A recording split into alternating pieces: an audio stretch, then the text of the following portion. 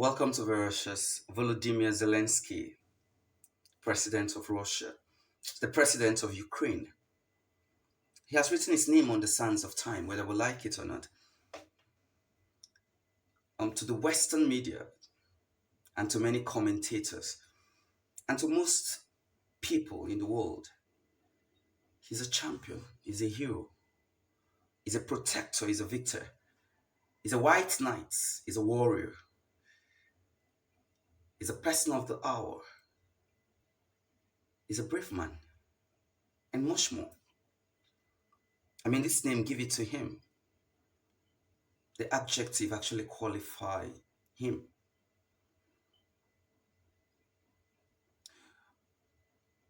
Zelensky is a comedian and a trained lawyer.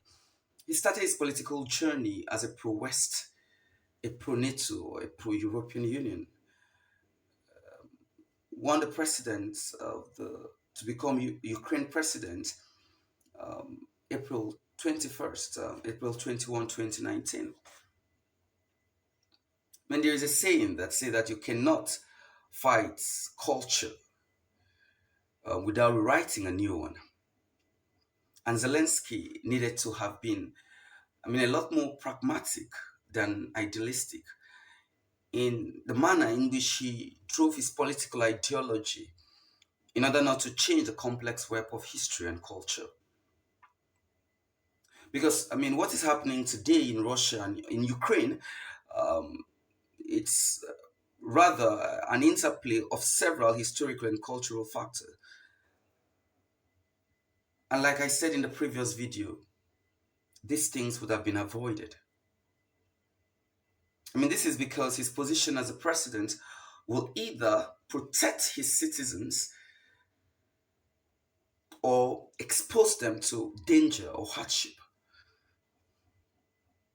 A critical review of his strategic decisions in the face of this war is a critical pointer to his idealistic nature and the struggle to achieve this ideology at the expense of a lot of factors. One of his decisions is requesting 18 to 60-year-old untrained citizens to stay back in the country and face armed to the teeth Russian personnel. This is much more complicated than it seems because, so when you hear things like the Russian bombs are killing civilians, it's no news because, you cannot ask the civilians to stay back and fight and they won't be victim of these deaths. Now, waiving visa criteria for anyone who wants to help Ukraine fight Russia is rather a desperate than a pragmatic move. Of recent, I think 3 or 4 days ago, he requested that the prisoners in Ukraine should be released to render their service to the country by facing the Russians. This is another crazy move. It's suicidal. And of course, I think about, again, asking to be Ukraine to become an immediate member of the European Union, this will escalate the war.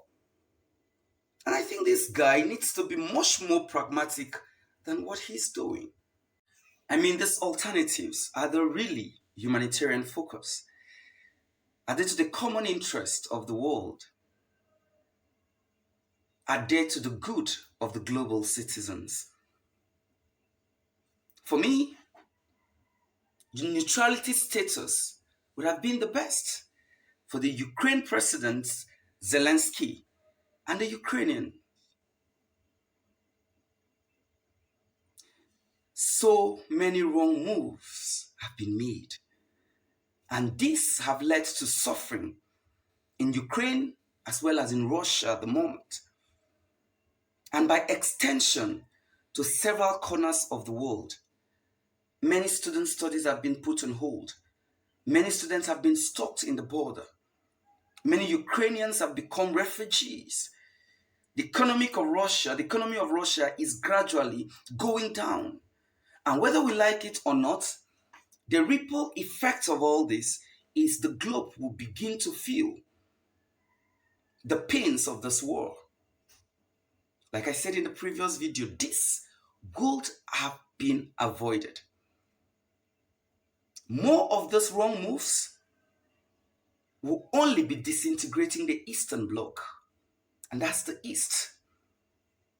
And this is the succinct agenda of the West, US, and NATO. And truth be told, to US or to the West, Ukraine is a pawn on the chessboard. Russia is a king who they want to capture and subdue. And they are the masters of the game.